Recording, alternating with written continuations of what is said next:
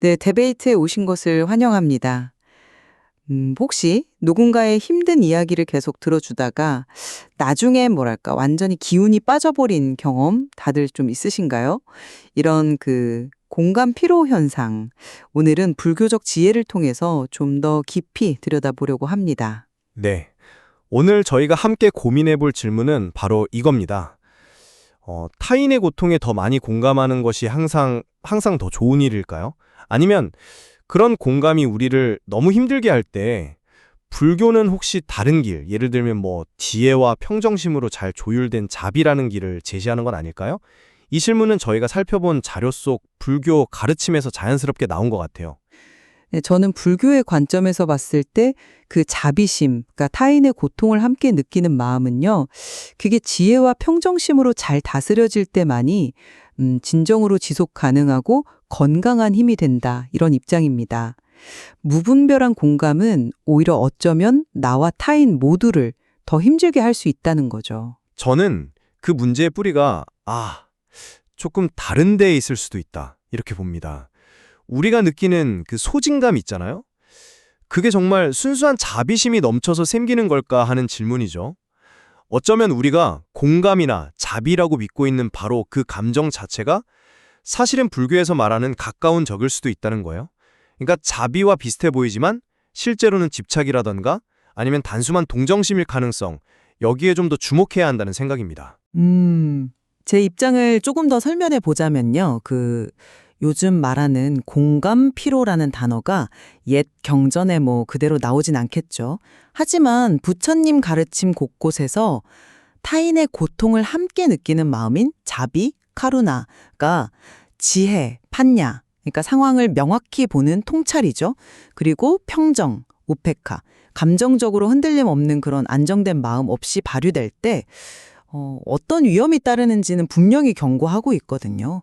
그 결과는 정서적인 탈진, 또 돕고자 하는 대상에 대한 지나친 집착, 그리고 결국에는 아무것도 할 수 없다는 무력감으로 이어지기 쉽다는 거죠. 네, 그렇죠. 핵심은 공감하는 마음 자체가 부족해서가 아니라 그걸 뒷받침하는 올바른 관점과 마음의 균형이 없기 때문입니다. 지혜 없이 그냥 감정적으로 타인의 고통과 나를 동일시해버리면 이건 결국 나에게도 또 상대에게도 더 큰 괴로움, 즉 두카라를 만들어내는 집착, 탄화로 변질될 위험이 커요. 그래서 불교가 권하는 길은 단순히 더 많이 공감해 이게 아니라 지혜롭게 자비로워져라 하는 것이죠.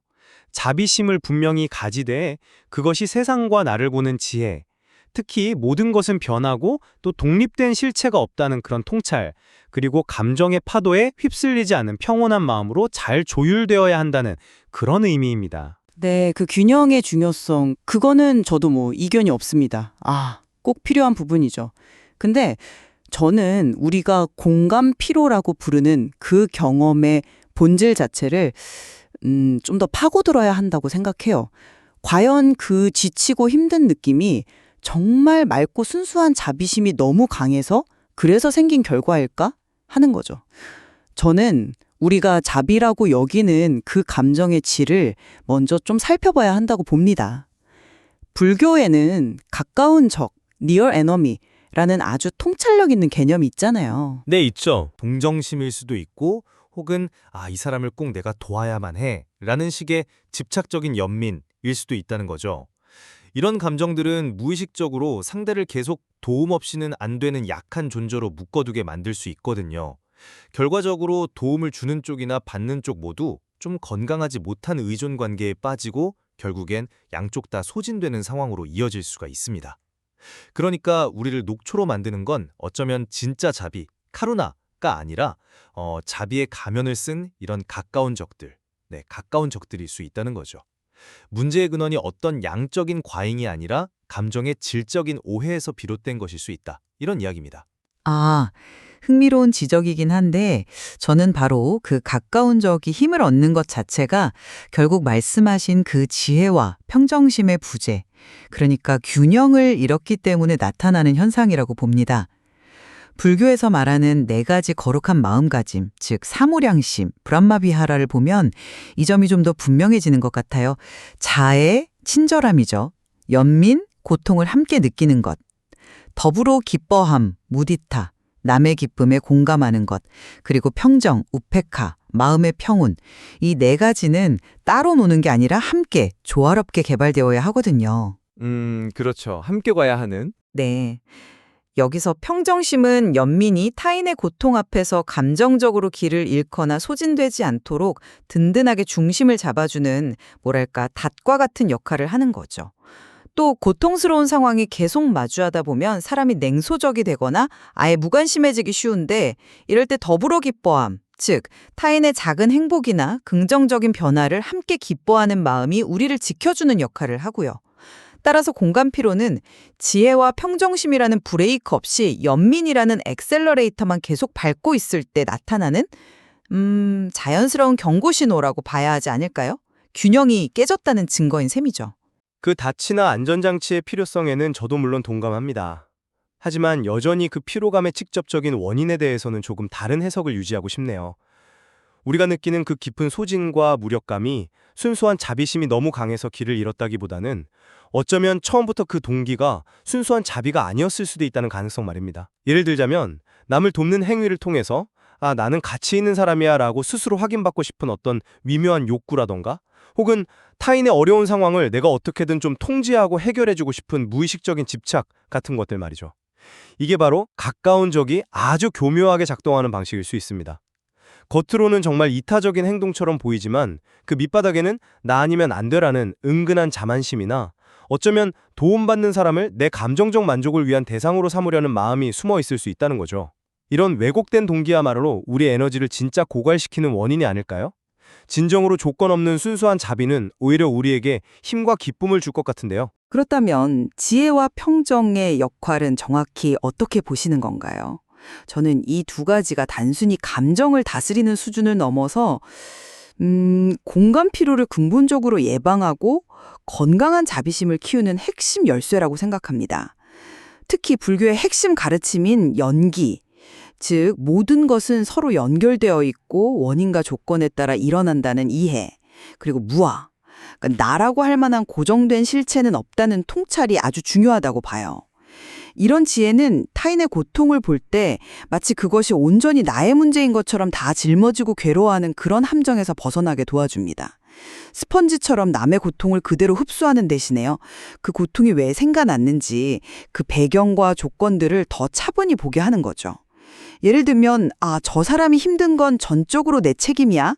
이게 아니라 저 사람의 힘듦에는 여러 가지 복잡한 원인이 얽혀 있구나. 내가 도울 수 있는 부분은 이 조건들을 바꾸는 데 있겠구나 하고 관점을 전환시키는 겁니다. 그리고 평정심은 바로 이 지점에서 빛을 발하죠. 결과가 내 뜻대로 되지 않더라도 거기에 너무 좌우되지 않고 내가 할 수 있는 최선을 다하되 결과는 조건에 맡기는 마음입니다. 속으로는 당신이 고통에서 벗어나기를 바랍니다. 자비라고 진심으로 바라면서도 동시에 하지만 모든 것은 여러 조건에 따라 흘러가고 각자에게는 자신의 선택과 그 결과가 있지요. 나는 내가 할 수 있는 역할을 할 뿐입니다. 평정라는 균형 잡힌 마음을 함께 갖는 거예요. 이 지혜와 평정이 함께할 때 우리는 타인의 고통에 함몰되지 않으면서도 꾸준히 자비를 실천할 힘을 얻게 된다고 생각합니다. 네, 평정심이 지혜와 연결되어 있다는 점, 그리고 그 중요성에 대해서는 저도 깊이 동의합니다. 다만 저는 그 과정을 조금 더 능동적인 측면에서 강조하고 싶어요. 불교의 실천 덕목 중에 하나인 올바른 노력, 쌈마바야마의 관점에서 보면 어떨까 싶습니다. 올바른 노력이라는 건 해로운 마음 상태, 예를 들어 지금 이야기하는 소진감이나 집착 같은 것들을 알아차리고 미리 막거나 이미 생겼다면 그걸 떨쳐버려려 애쓰는 것, 그리고 동시에 이로운 마음 상태, 그러니까 지치지 않는 자비심이나 평정심 같은 것들을 적극적으로 불러일으키고 유지하려고 노력하는 것을 말하잖아요. 그렇죠. 네 가지 노력이 있죠. 네. 그런 관점에서 보면 평정심, 우페카가 단순히 결과는 내 맘대로 안 되니까 그냥 받아들이자는 수동적인 체념이라기보다는 오히려 이 올바른 노력을 통해서 내 마음의 균형을 적극적으로 잡아가려는 그런 의지적인 힘, 일종의 능동적인 자기 조절 능력이라고 볼 수도 있지 않을까요? 지혜를 바탕으로 끊임없이 마음의 평형 상태를 찾아가려는 노력, 그 자체인 거죠. 그리고 아까 말씀하신 냉소주의에 대한 해독제로서 더불어 기뻐함, 무디타의 역할은 정말 중요하다고 생각해요. 타인의 아주 작은 긍정적인 변화나 성장에 진심으로 함께 기뻐하는 연습은 자칫 메마르기 쉬운 마음에 다시 생기를 불어넣는 정말 강력한 연료가 되거든요. 그럼 이제 좀 더 구체적인 실천 방법들에 대해서 이야기해 볼까요? 첫째로 사띠, 즉 알아차림을 통해서 내 몸과 마음이 보내는 피로 신호를 좀 빨리 감지하는 연습이 필요합니다. 나도 모르게 어깨가 잔뜩 뭉쳐 있다거나 숨이 얕아지고 있다는 걸 알아차리는 거죠. 그럴 때 잠시 하던 일을 멈추고 심호흡 몇 번만 해도 큰 변화가 생길 수 있습니다. 둘째, 막연하게 같이 아파하는 감정에 빠져 있기보다는 그 공감하는 마음을 구체적인 행동으로 연결하는 연습이 중요합니다. 여기서 행동이라는 게 꼭 거창한 게 아니라 예를 들어 부당한 상황을 멈추게 돕는다거나 관계에서 건강한 경계 설정하기 같은 거요. 도움이 될 만한 정보나 자원을 연결해 주거나 혹은 문제가 반복되지 않도록 규칙이나 절차를 만드는 것 등을 의미할 수 있습니다. 이것이 바로 연기의 지혜를 바탕으로 한 자비 실천이죠. 결과에 집착하기보다는 고통을 일으키는 조건들을 바꾸는 데 집중하는 겁니다. 셋째, 도움을 주는 방식 자체를 좀 더 구조화하는 것도 현실적으로 큰 도움이 될 수 있어요. 불교에서 말하는 함께 잘 살아가는 4가지 방법, 사서법을 현대적으로 응용해 볼 수 있겠죠. 예를 들면 도움을 줄 때 내가 감당할 수 있는 시간이나 자원의 한계를 미리 좀 정하고 보시, 감정에 치우치지 않고 존중하는 태도로 명확하게 소통하며 에어, 나 혼자 모든 걸 짊어지려 하기보다는 다른 사람이나 시스템과 연결하는 등 지속 가능한 도움의 방법을 고민하고 이행, 특정 사람에게만 쏠리지 않고 일관된 원칙에 따라 도움을 주는 것, 동사 같은 원칙들을 세워보는 거죠. 마지막으로 자신의 필요와 한계를 상대방에게 명확하면서도 부드럽게 전달하는 경계 설정 연습도 빼놓을 수 없겠습니다. 네, 말씀해주신 구체적인 실천 방법들은 정말 유용하고 또 필요하다고 생각합니다.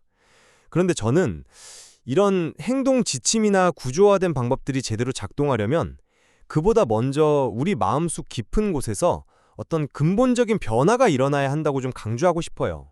바로 세상을 바라보는 관점, DT의 전환입니다. 아무리 세련된 도움 기술을 배우고 시스템을 잘 만들어도 우리가 도움을 주는 대상을 계속해서 불쌍하고 아무 힘도 없는 피해자로만 바라본다면 우리는 결국 지쳐 쓰러질 수밖에 없을 겁니다. 대신에 불교적 관점처럼 모든 존재를 각자의 선택과 그 결과, 즉 카르마 속에서 살아가는 주체로서 존중하는 시각을 갖는 것이 중요하다고 생각해요. 물론 그들이 처한 고통은 참 안타까운 일이지만 그 상황 속에서도 그들 나름의 힘과 가능성이 있다는 것을 인정하는 거죠. 이 관점의 변화가 먼저 이루어질 때 우리의 도움은 상대를 무력하게 만드는 동정심이 아니라 그들의 자생력을 북돋는 지혜로운 지지가 될 수 있습니다. 또한 자기 자비, 즉 나 자신에게 친절함을 베푸는 것을 절대 잊지 말아야 합니다. 이건 단순히 여러 실천 중 하나가 아니라 다른 모든 이타적인 행위를 가능하게 하는 가장 근본적인 토대라고 봐야 해요. 충분히 자고 잘 먹고 쉴 때는 쉬는 것, 이런 기본적인 자기 돌봄을 이기적이라고 죄책감을 느낄 게 아니라 오히려 다른 존재들을 더 잘 돕기 위해 나에게 주는 가장 기본적인 선물이라고 여기는 그런 인식의 전환이 필요합니다. 이런 탄탄한 내면의 기반 위에서 아까 말씀하신 구체적인 실천 방법들이 비로소 진정한 힘을 발휘하고 또 지속될 수 있다고 생각합니다. 네, 오늘 나눈 이야기들을 잠시 정리해 보겠습니다. 저는 불교적 관점에서 볼 때 공감 피로는 자비심 자체가 문제가 아니라 그 마음이 지혜와 평정심이라는 두 날개 없이 외롭게 날려할 때 나타나는 일종의 경고등과 같다고 말씀드렸습니다. 그래서 해결책은 자비와 평정 그리고 지혜를 함께 키워나가면서 결과에 대한 지나친 집착을 내려놓고 고통의 근본적인 조건들을 변화시키는 방향으로 나아가는 데 있다고 강조했습니다. 저는 그 피로의 원인을 조금 다른 각도에서 봤습니다. 우리가 느끼는 그 소진감이 순수한 자비심 때문이라기보다는 자비와 비슷해 보이지만 실제로는 집착이나 우월감 섞인 동정심 같은 가까운 적들 때문일 수 있다는 점을 지적했습니다. 따라서 진짜 자비와 그 모조품을 분별하는 지혜로운 성찰이 무엇보다 중요하며 올바른 내면적 관점, 특히 타인을 동등한 주체로 바라보는 시각과 또 나 자신에 대한 자비를 튼튼한 기초로 삼아서 구체적인 실천들을 해나가야 한다.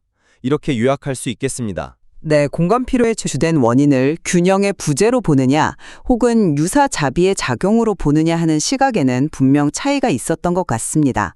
하지만 결국에는 평정심, 우페카와 지혜, 판야의 핵심적인 역할, 그리고 구체적인 실천 방법의 필요성, 나아가 자기 자신을 돌보는 자비의 중요성에 대해서는 우리 두 사람의 의견이 상당히 만나는 지점이 있었던 것 같습니다. 맞습니다. 오늘 저희의 대화는 무조건 더 많이 공감해야 한다는 어떤 단순한 구호를 넘어서서 불교가 제시하는 자비 실천의 깊이와 복잡성, 그리고 그것을 어떻게 지치지 않고 지혜롭게 이어갈 수 있을지에 대한 성찰의 계기가 되었기를 바랍니다. 저희가 참고한 자료들 속에는 오늘 다 나눈 이야기 외에도 더 깊이 탐구해 볼 만한 지혜들이 많이 담겨 있습니다. 오늘 더 디베이트는 여기서 마무리하겠습니다. 함께해 주셔서 감사합니다.